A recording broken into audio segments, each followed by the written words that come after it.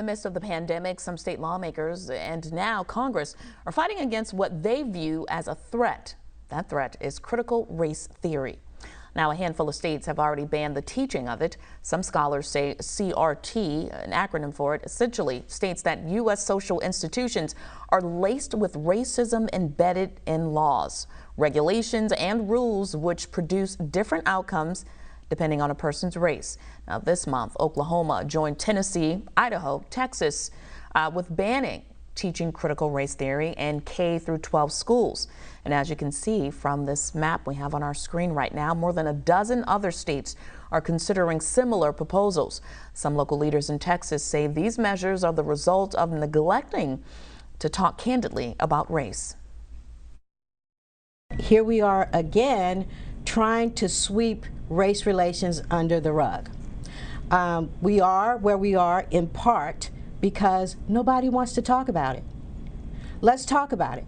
Let's talk about it in schools. Allow the children to have an open flow of discussion so that they can express their opinions. And if you're just joining us, we've been speaking with civil rights attorney Shavar Jeffries on the growing interest and, better yet, controversy surrounding critical race theory. So I want to play some sound for you, attorney Shavar, because as we've already discussed, it becomes pretty heated depending on what side of the fence you're on. Would you not teach what happened during World War I or World War II or the American Revolution? No, you wouldn't. We need critical race theory because we need real history. When I heard that teachers and students were having critical race theory shoved down their throats and the young white kids were being told that there was something wrong with them because of the color of their skin, I became very concerned. It just seems like all of a sudden everyone is so familiar with critical race theory, but how is it changing education in the classroom? I mean, these are topics that have always been discussed and taught, correct? Well, these are topics that should have always been discussed and taught. The reality is most American classrooms for most of the 20th century and into the 21st actually have not had an honest reckoning with these issues. So that part of the critical race theory conversation, and of course critical race theory has been misrepresented in these public conversations, is to begin to introduce a accurate, factual, truthful rendition of American history. Part of what you hear, part of what the problem is some people are taking an honest reckoning with the history as a normative argument about white people and their character. And that's not what critical race theory is about. It's about being factual about what's happened previously, what's in that history.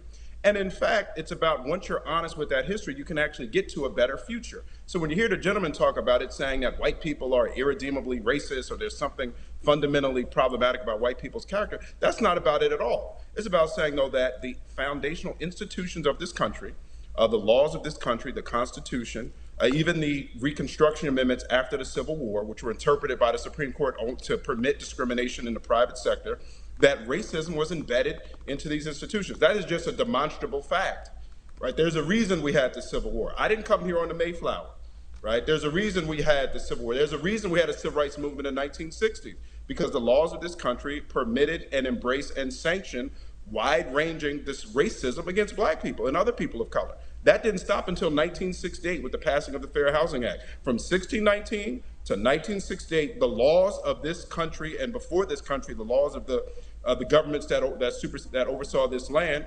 explicitly authorized racial discrimination.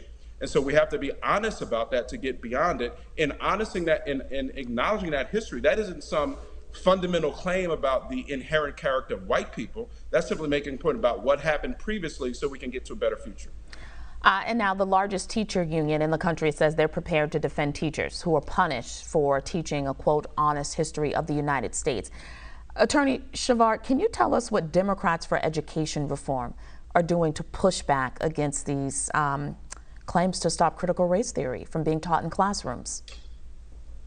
Well, we absolutely support the union's efforts to protect teachers who want to teach factually and actually do what a job, what a teacher's fundamental job is, which is to provide factual, empirical information to their students so that they can use it and make their own determinations.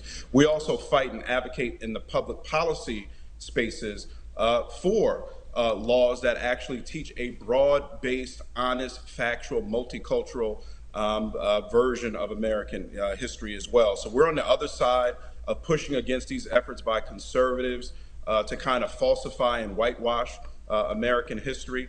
Again, what is so ironic and problematic is the future that the conservatives say they want, which is a future in which we can all begin to have greater cooperation across racial lines, we cannot get to until we've had this honest, factual reconciliation. Pretending that America treated everyone fairly and equitably and in a non-discriminatory manner is not only just demonstrably false, that sort of fantasy will actually make it harder for us to get to the reconciliation that I think it's clear this country so badly needs.